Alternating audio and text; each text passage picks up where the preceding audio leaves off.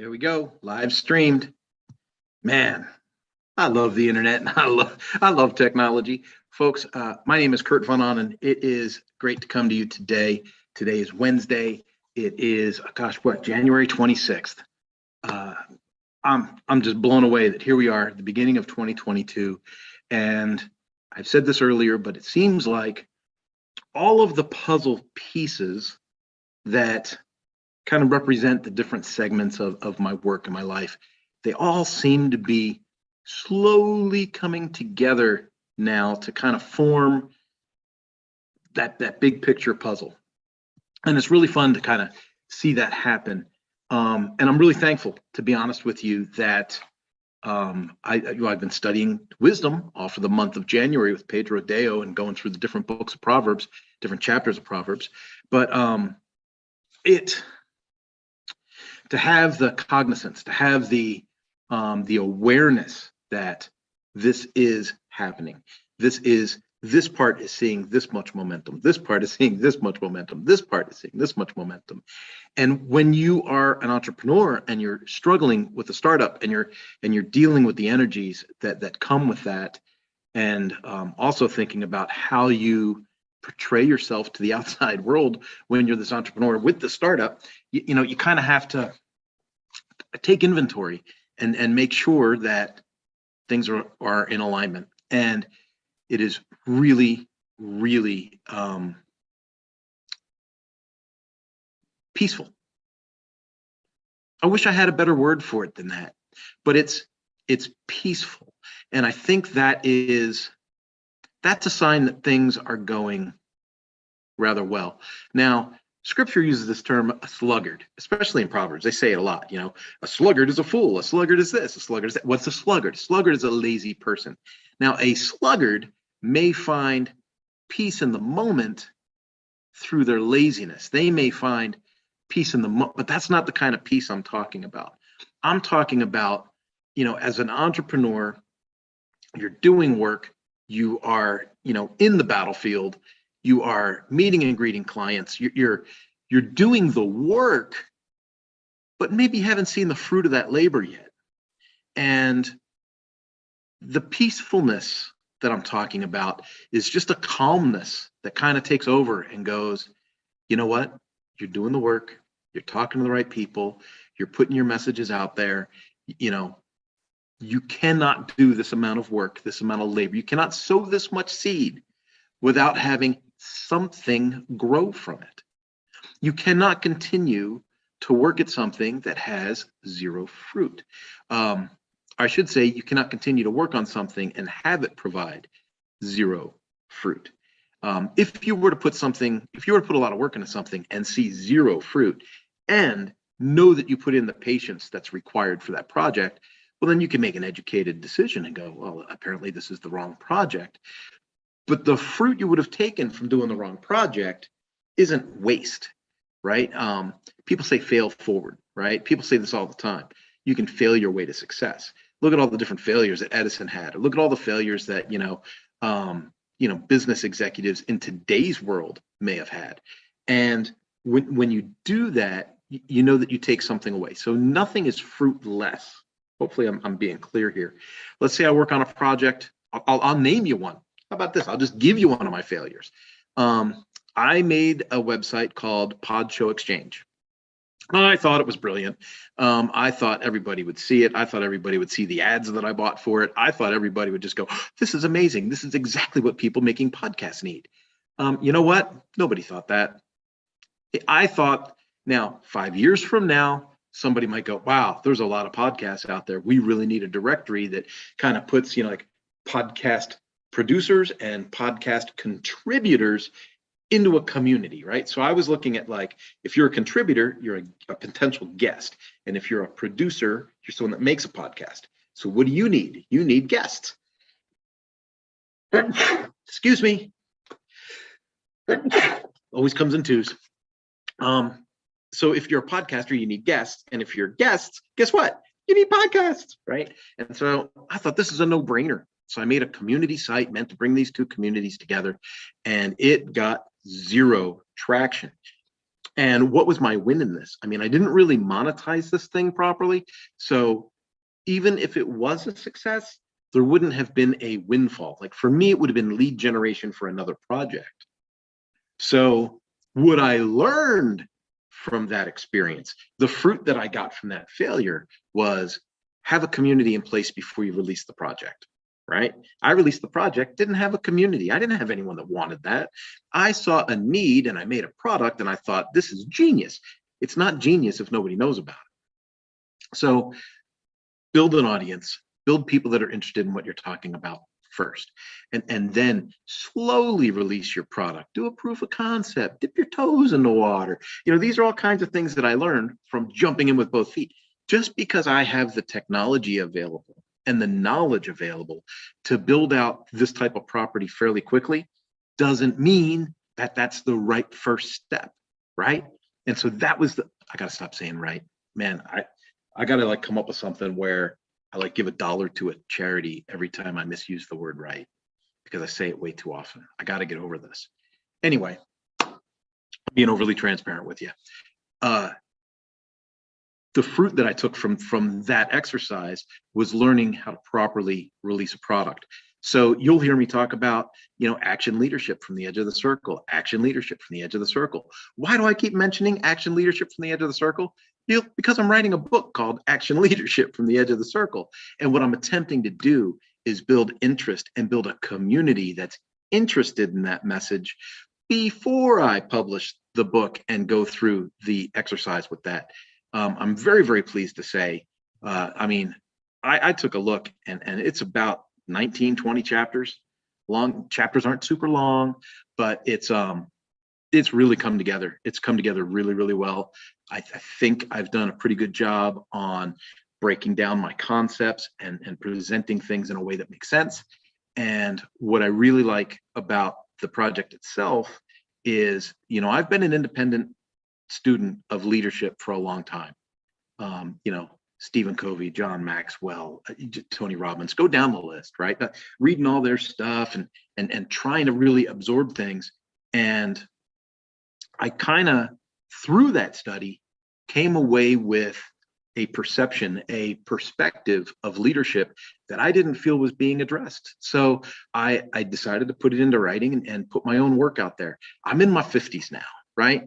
I've always thought, you know, reading John Maxwell stuff, right? It's like, oh man, John, he's such a good writer. He's so good. I wish I could be like that. Well, how do you get to be like that? You start doing it, right? He's 20 years my senior.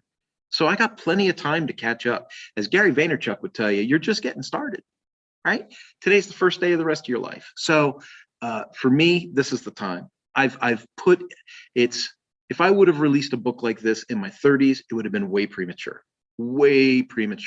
because I didn't have the patience and I didn't have the insights that I have today.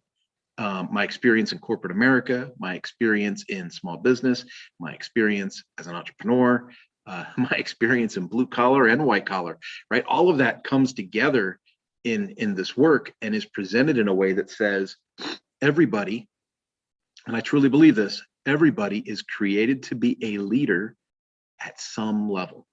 Everybody's created to lead somehow, some way, someplace. Now, the trick is knowing when to pull the trigger and how to prepare yourself for the adventure. And this book that I'm writing is very much addresses a lot of that. Talks about small audiences, big audiences, how to leverage yourself from a small audience to a big audience, and how to co-lead with other leaders, because as a leader, you can't be everything to everybody, right? And that's the joy of everybody being called to leadership. It means you only have to lead on your specialty. You only have to lead where you put in the most value. And you know what? There's other leaders on the edge of that circle that can pick up the gap for you and train or lead in the areas that aren't your strongest. And as I break out more and more of this, and as I look to do more and more public talks on it, I'm super, super excited, because I know the value that this is going to add to so many people. I see young people, you know, with the participation trophies and the stuff that Gen X makes fun of, right? I see that. I've worked with that. And what almost offends me is I see a lot of potential leadership, but I see potential leaders that weren't drawn towards their natural leadership ability. I see people that had influence, but weren't put in a position to exercise that influence into leadership because we're all on the same team. You know, we're not keeping score. Everybody's a winner. And the truth of the matter is, that ain't true. Everybody has the potential to be the winner in their sweet spot, I believe. But there has to be a leader. There has to be someone that says, I'm going to take care of this. And so for me, I'm super, super excited that that's the path, right? Did it again. You know what? You guys got to hold me accountable to this. You should hit me a comment for every time I say right. AIM Expo. I went to that last week. I mentioned it yesterday in the live. The follow-ups have been amazing. The quality of people that were at the AIM Expo was extraordinary. So normally when you meet people at an expo and they say, hey, I'll hit you up on an email, it's like you send the email, they ghost you, you don't know, text message, hit them up on LinkedIn, follow people, subscribe to things. I mean, you try all these things, right? All these, they say the fortunes in the follow-up. And so you just hammer, and then you wonder, well, why isn't this working? Why isn't this working? AIM Expo, it has so far, pardon me, so far has not been like that. The AIM Expo so far has been people returning emails, people thankful for having met you in person, people that recognize the value of what you're bringing to the table. And that is exactly the audience that I needed for the Powersport Academy. So I'm relatively hopeful that we've turned a page here, that we've picked up some momentum, and that there's growth on the horizon and things are moving forward. The things that are coming to Powersport Academy are really, really exciting for me. And from an e-learning professional, I will tell you this is exciting as the project overall. The Udemy example, or dare I say the Kajabi example, or something like that, is where they're aggregating training content from multiple channels, right? Now, some of these examples are like subscriptions and you get access to so many courses or things like that. What I am proposing with Powersport Academy is these companies that are smaller, that don't have e-learning budgets factored into their internal operations, but they know that they need to get training material out, right? So what are they doing? They're doing, a couple of forms in a Google Drive. They're doing some YouTube videos, and that's great. It's great that they're taking an effort. It's great that they're doing something. But the Powersport Academy is already established. We already have an e-learning site that is built and open and capable. And so my thought is, if you manufacture a small line of motorcycles or some accessories, and you would love to have some e-learning material available for your dealers, Powersport Academy. Let's put the stuff in there. Let's give you a dedicated page. Let's lay out your course, right? Lay out your training material in a way that makes sense, a professional platform where people can be tracked. People can sign in, they can be tracked, they can be awarded certificates of completion, all of these things that you can't do with a Google Drive, right? That's 3 times. That's 3 times in one video. I got to get over this. So you go through and you build this thing out, like lesson 1, fill out this form. Lesson 2, fill out this form. Lesson 3, watch this video. Lesson 4, take a knowledge check to make sure you did the first 3 things right. And have that, and that was the proper use of the word right. And then, so make sure you did your things right. And then it validates everything. And when someone is done, they mark complete, and then they get a certificate of completion. Bam, bam, bam. For companies that don't already have this, this is a necessity. And the Powersports Academy is in a position to provide that. Now, how am I doing this? And why does this make sense? Because a lot of people are going, people pay 60 grand for that. People pay 100,000 for that. I know some companies that pay $400,000 a year to have their e-learning material up on the internet. So why am I in a position to do this the way that I'm doing it? And it's quite simple.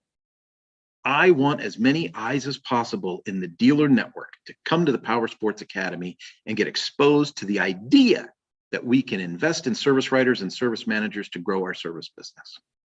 That's my product. My product is I help service writers and service managers sell more parts and labor.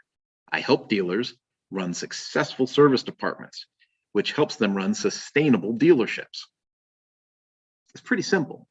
But the hard part is getting eyeballs to the content or to the concept.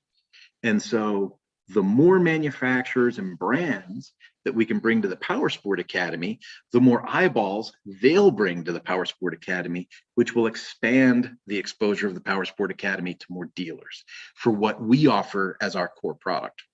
And so that's my goal. And so far, it seems to be taking shape and coming together pretty good. You may be wondering why I have not voiced my opinion on certain things, right? Because you know I'm a pretty opinionated kind of guy. And at the risk of offending some, I'm breaking out the good book here. And here is a set of verses out of Proverbs 26 from today's study. And I think that this drives something home. So I'm going to cover this with you guys. If you're not religious, don't worry about it. Okay, these are just words of wisdom. Okay, I'm not trying to convert you or anything like that. If you're into Buddhism or something, that's great. You do you. But for me, I'm studying scripture, and this is what I got today. And this is why I'm trying to keep some things internal. I'm working hard to keep things to myself and not express my opinion on a lot of things right now, because I don't want to look like a moron. Okay. And scripture says you can look like a moron. So starting in verse 4, it says, do not answer a fool according to his folly. Right? So don't worry about an idiot doing stupid things. Okay? Do not answer a fool according to his folly, lest you also be like him. As in, follow the idiot, be an idiot. Okay? Answer a fool according to his folly, lest he be wise in his own eyes. So when you're dealing with an idiot, and then you start acting like an idiot, you make him feel more important. Okay? He who sends a message by the hand of a fool cuts off his own feet and drinks violence. Lest, like the legs of the lame that hang limp is a proverb in the mouth of fools. Folks, that cut through to me this morning in my studies, like cut me deep.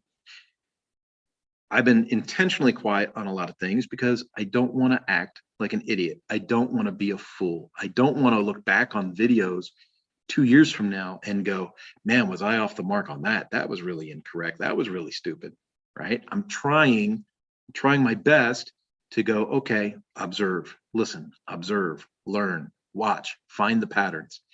And, you know, humans are very attracted to patterns. And so I'm watching all this. The last part of that, where it says a proverb is wasted on a fool. It doesn't say wasted on a fool.